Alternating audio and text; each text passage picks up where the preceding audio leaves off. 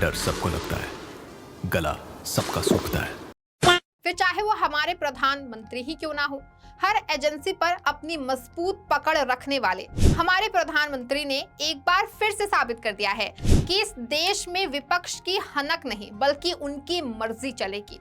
इस वक्त सियासत में केजरीवाल के रोल पर खूब चर्चा हो रही है, साथ ही उनकी बेल की टाइमिंग पर भी काफी सवाल खड़े हो रहे हैं। राजनीतिक गलियारों में ये चर्चा हो रही थी कि आखिर हरियाणा चुनाव से ठीक पहले केजरीवाल को बेल क्यों दी गई। बीजेपी के गिरते जनाधार से शीर्ष नेतृत्व डरा हुआ है। ऐसे में वो सियासत की लड़ाई में एजेंसियों के इस्तेमाल करने से कोई गुरेज नहीं कर रही है।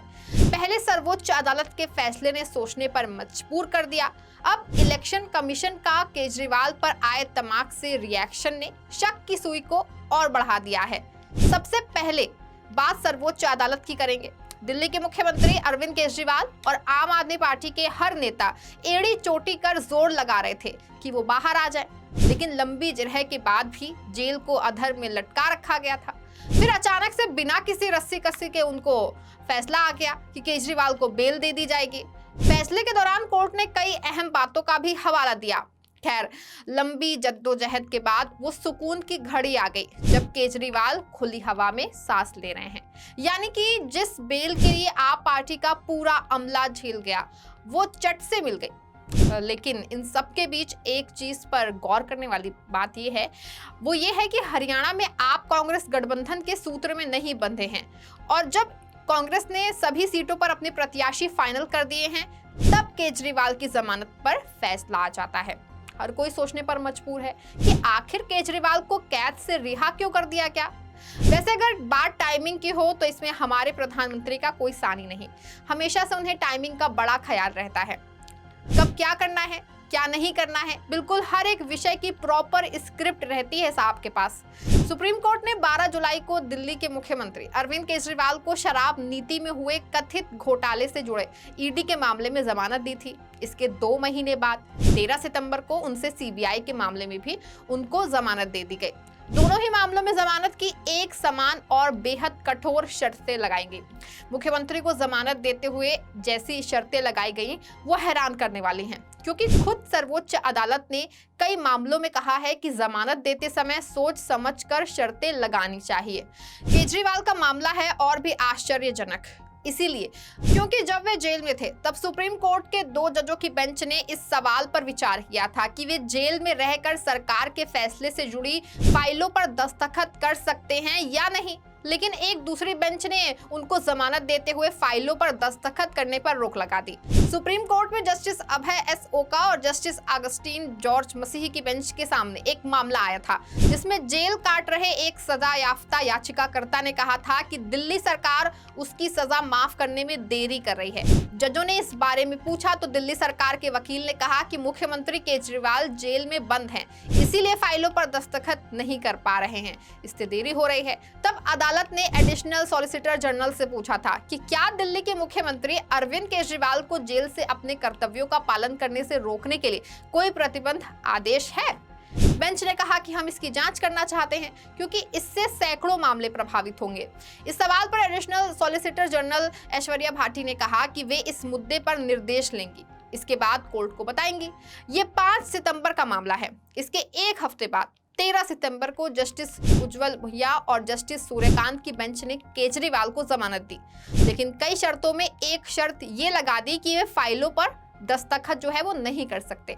इतना ही नहीं, अदालत ने ये भी कहा कि वे मुख्यमंत्री कार्यालय नहीं जाएंगे।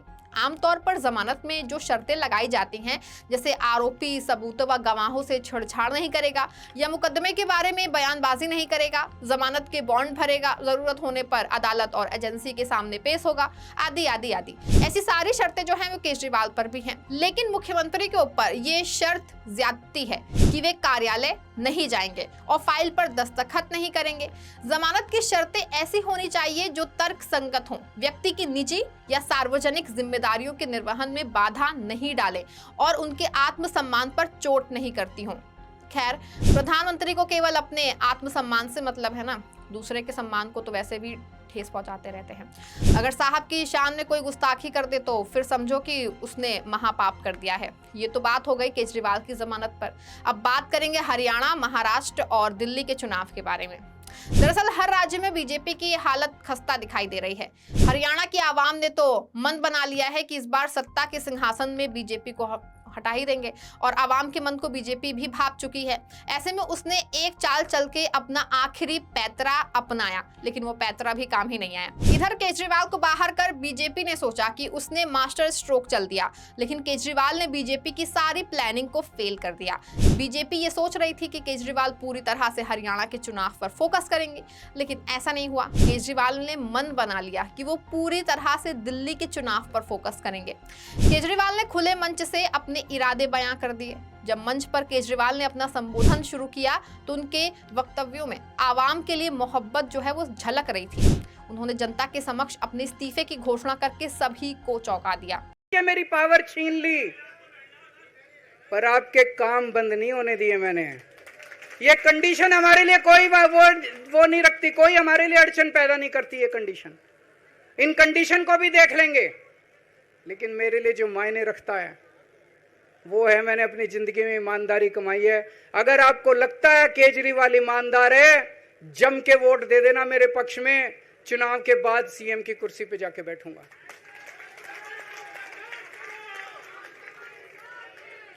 फरवरी में चुनाव है।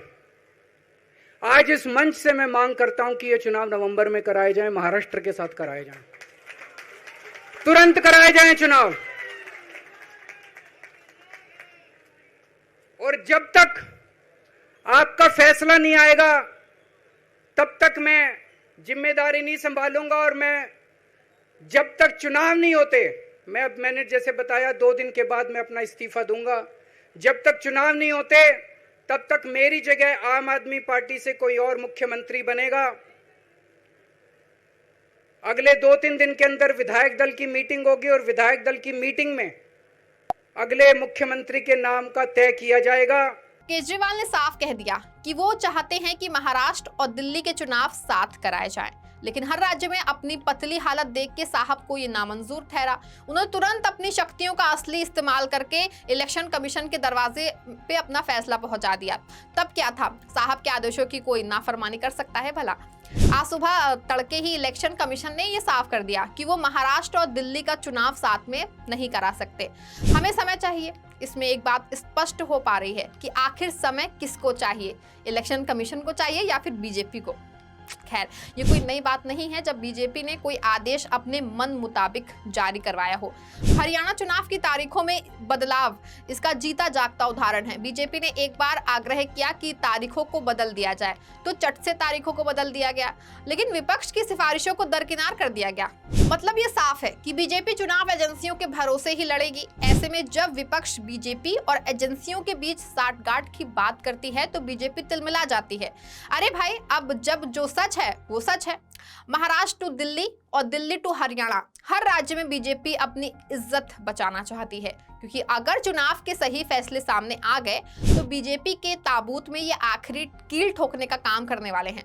साहब का वो जादू जो पहले चलता था अब वो काम ही नहीं आ रहा है। हर राज्य में उन्हें निराशा मिल रही है, लौटना पड़ रहा है मुंह लटका के, और जो उनके साथी हैं वो भी उन पर प्रेशर पॉलिटिक्स करते नजर आ रहे हैं। उनकी बानगी महाराष्ट्र में देखने को भी मिल रही है। महाराष्ट्र में महायुति गठबंधन की दरारें कमजोर पड़ती हुई दिखाई दे रही हैं। शिंदे से लेकर अजित पवार तक हर कोई सीट बंटवारे को लेकर बीजेपी पर प्रेशर बना रहा है। बीजेपी के सहयोगी दल भी समझ चुके हैं कि नरेंद्र मोदी के सहारे चुनाव नहीं जीता जा सकता है। वही बात के आखिरी झूठ कितने दिनों तक टिकेगा इसका अंत निश्चिंत है। कुछ यही हो रहा है जब नरेंद्र मोदी के साथ भी मतलब हर जगह से धोखा ही मिल रहा है, ऊपर से चुनाव जीतने की टेंशन, क्योंकि अगर अब चुनाव हारे तो बीजेपी की राजनीति का सूरज अस्त हो जाएगा। और जैसा मौजूदा राजनीतिक परिदृश्य दिखाई दे रहा है उससे तो यही लग रहा है कि बीजेपी की अब कोई भी चाल चलने वाली नहीं है। इसीलिए वो हर तरह के पैतरे चल के चुनावी नतीजों को अपने पक्ष में करना चाह रही है, लेकिन साहब अब बहुत देर हो चुकी है, जनता मन बना चुकी है। इस खबर में फिलहाल बस इतना ही। ऐसी तमाम राजनीतिक खबरों के लिए जुड़े रहें और देखते रहें 4 PM। धन्यवाद।